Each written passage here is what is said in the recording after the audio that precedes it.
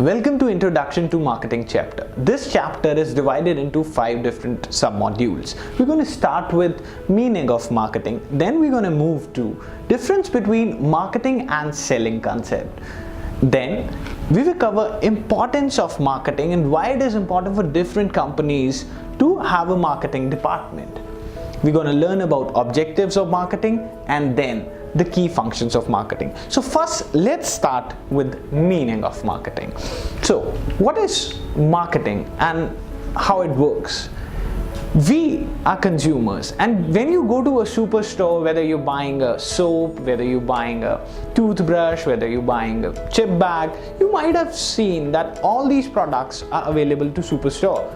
But they are not being manufactured there. Some of the products are coming from 2, 3, 4 different states. Some are manufactured locally. So how these products that are created at different locations are reaching out to you and how they are being delivered. Few of the products that you might have seen are visible to your eyes and few you have to search for. So product placement, processes, production to the product distribution, each is a part of marketing. So as per the American Marketing Association, marketing can be defined as an organizational function and set of processes for creating, communicating and delivering value to customers. So this value has to be profitable enough for company as well as it should give an advantage to a customer or an experience to a customer. So marketing creates a win-win for both consumer or a customer as well as the one that has been producing the product or a service. The next thing that we need to understand is the key abbreviations of marketing. The first one is seller. So who is a seller? The seller is a person or a company that is involved in exchanging products or services for the money. The second thing is a buyer. A buyer is a person who exchanges products and services from a seller and pays the money.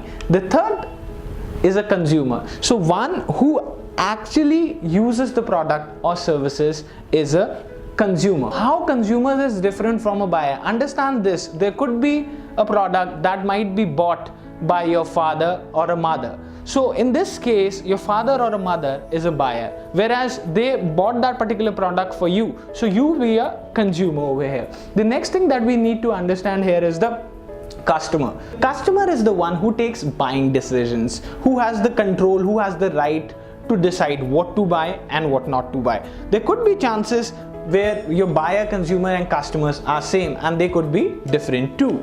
The next thing that you need to understand is market. Market is a huge term and market can be divided into various categories. The category could be a geography, that is a local market or a global market.